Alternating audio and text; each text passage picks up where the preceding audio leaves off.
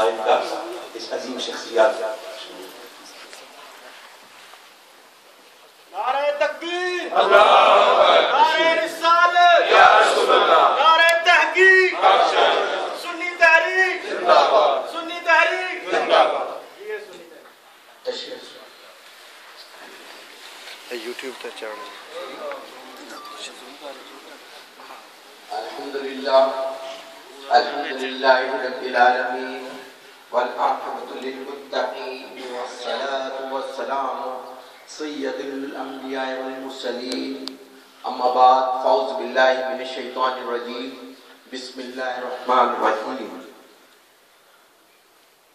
मेरे मोअज़्ज़िज़ उलमा इकराम, मुशाइख़ उज़्ज़ाम, बिलखुसूस मुफ्ती आज़म बरतानिया जनाब गौहर रहमान साहब, गुल रहमान साहब, कादरी मुतज़िल अली हमारे दरमियान भी तशरीफ़ फरमा है। और मैं ये देख रहा हूँ मुसलसल हर प्रोग्राम में सरपरस्ती भी फरमा रहे हैं। इससे अंदाज़ा होता है कि लोग कितना प्यार फरमाते हैं। अगर हम जिस मिशन से वाबस्ता हैं और जिस मिशन के साथ आगे बढ़ रहे हैं, जिस मकसद और नजरिए के साथ, तो उसमें इस तरह की हौसला अफजाई यकीनन हमारे अज़म को और मजबूत करती है। और इंशाअल्लाह यही अज़म लेके इंशाअल्लाह ताला पाकिस्तान वापस जाएंगे। मुझसे कबल मैं हाफिज सईद साहब का भी शुक्रगुजार हूँ कि उन्होंने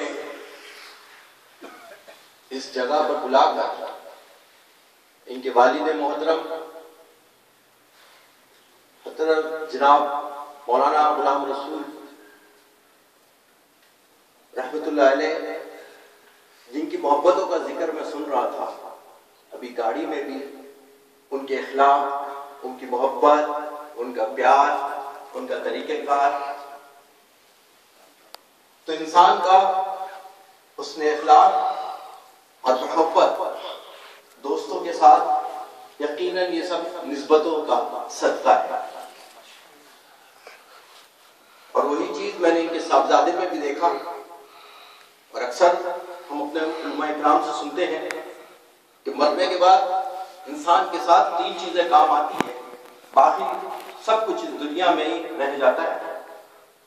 वो माल जो इंसान को नफा दे, वो इल्म जो इंसान को नफा दे, वो औलाद जो सदका जारिया बने अपने माँ बाप के लिए, और उस मिशन को जो वालिद साहब लेकर चल रहे थे उसको पूरा करें।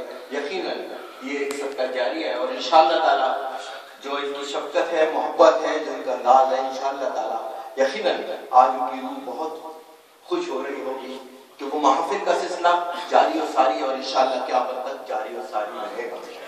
और यही हमारा मकसद है दुनिया में।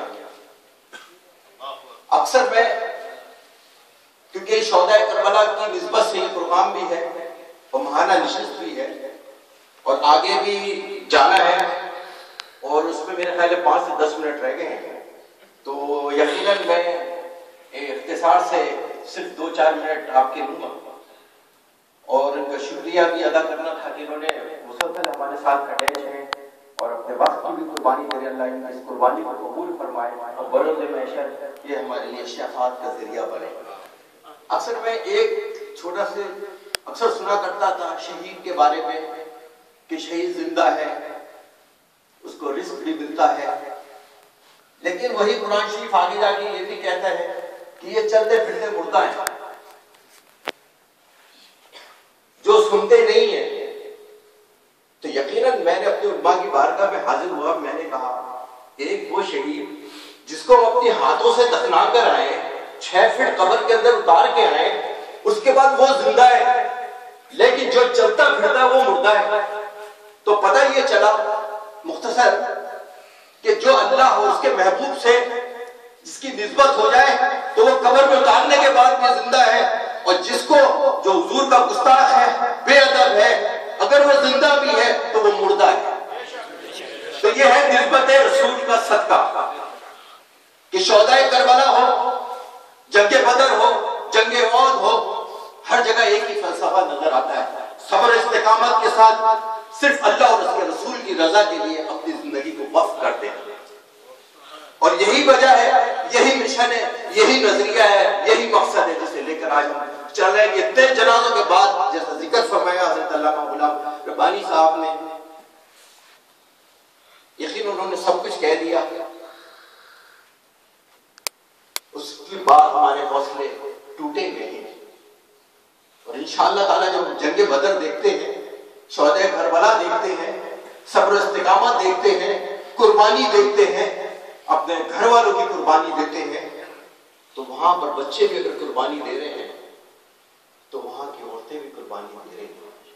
उनकी इस्तिकामत भी देखें, उफ नहीं करते, रात को चिराग बुझा देते हैं तो इबादत में वक्त गुजारते हैं।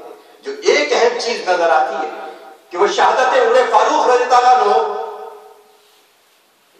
या शोहदाए करबला हो, हर जगह नमाज को अफज़लियत दी गई है कि मैदान जंग भी सजा हुआ हो तो नमाज को छोड़ते नहीं है। लेकिन आज हम नमाजें छोड़ के बैठ जाते हैं, जरा सा हुजूर हो जाए नमाजें छोड़ देते हैं। यकीनन आज हम सबको सोचना होगा, जो फलसफा शहादत हम सुनते हैं, जिक्र करते हैं, तो हमें वो फिक्र को भी अपनाना होगा। और यकीनन